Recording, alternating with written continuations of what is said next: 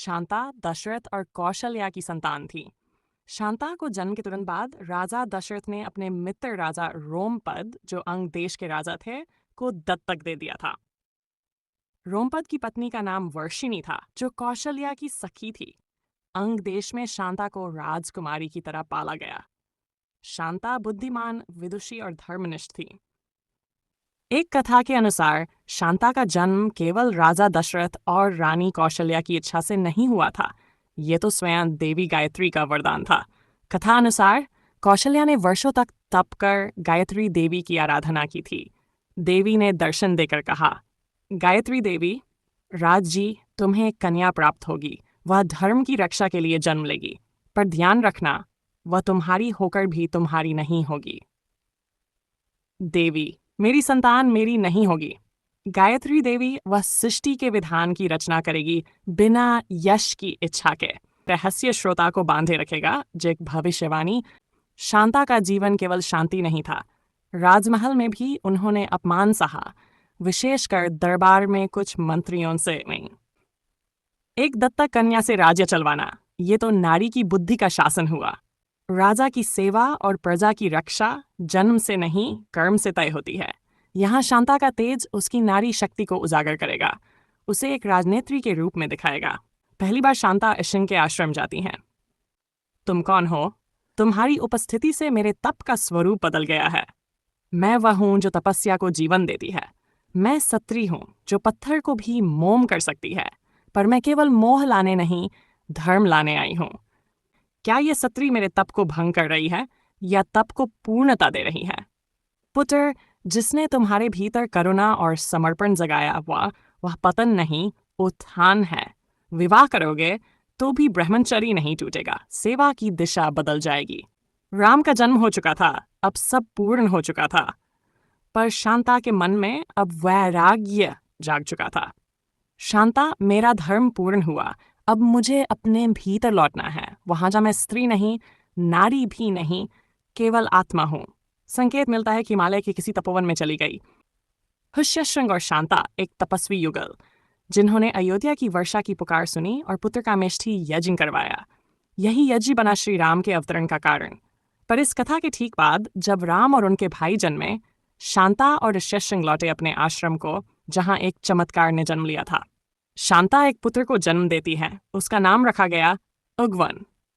उग्वन अर्थात ऋष्यशृंग की वंशज संतान और वन से जुड़ा एक तेजस्वी आत्मा, जो बचपन से ही जंगल, वेद और मौन में रमने लगा।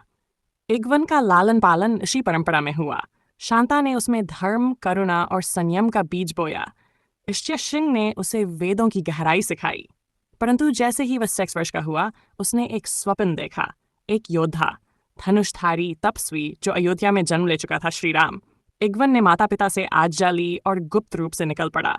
न कोई वैभव, न पहचान, बस एक तीर्थयात्री बनकर। राम ने वनवास लिया, सीता हर ली गई, युद्ध हुआ, लंका जल उठी। और ठीक उस समय एक अज्ञात ब्रह्मचारी राम की सेना में एक दिन के लिए सम्मिलित हुआ। वह कोई साधारण योद्धा नहीं था। उसने रावण के एक मायावी पुत्र को अकेले परास्त किया और फिर अगली सुबह लुप्त हो गया। वह कौन था?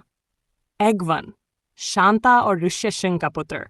राम को जा था, पर उन्होंने मौन रखा, क्योंकि इग्वन को नाम नहीं चाहिए था। वह केवल संबंध था, राम से, धर्म से, त्याग से। शांत स्वर में समापन, हल्की वीणा की ध्वनि के साथ। जिनकी कोई संतान नहीं मानी जाती, उनके पुत्र ने धर्म की रेखा में हमें बिना नाम के योगदान दिया। वह इतिहास में नहीं मिला, पर वह संबंध है राम से। धूप हल्की हो चली थी, परंतु जंगल के उस आश्रम में एक शांत दीप्ति बसी थी। ये वही स्थान था जहां महर्षि ऋष्यशृंग और उनकी अर्धांगिनी शांता वर्षों से तप में लीन थे। शांता, अयोध्या की राजकुमारी, अंगदेश की दत्तक पुत्री और ऋष्यशृंग जैसी विलक्षण विभूति की पत्नी, अब इसी के समान जीवन जी रही थी। राजमहल की चकाचौंध छोड़कर उन्होंने सादगी में परम सुख पाया था, किंतु आज की संध्या कुछ भिन्न थी। ऋष्यशृंग समाधि में लीन थे और शांता अपने प्रिय तुलसी वृंद के पास बैठी थी। उन्होंने एक स्वप्न देखा, एक स्वप्न जिसमें 4 दिव्य बालक प्रभा में चमकते हुए अयोध्या की ओर चले जा रहे थे। उनके पीछे एक छाया थी, मंद मुस्कान लिए उनके पीछे पीछे चलती हुई। वह छाया स्वयं शांता की थी। स्वप्न से जाकर उन्होंने गहन मौन साध लिया और तब उन्हें अंतर्ज्ञान हुआ, उनका कार्य इस पृथ्वी पर पूर्ण हो चुका है, यही कि रामावतार का मार्ग प्रशस्त करना। अगर शांता न होती तो इष्यशृंग न होते, अगर इष्यशृंग न होते तो पुत्रकामेष्ठी यज्ञ न होता, और यदि वह यज्ञ न होता तो राम, लक्ष्मण, भरत और शत्रुघ्न का जन्म न होता।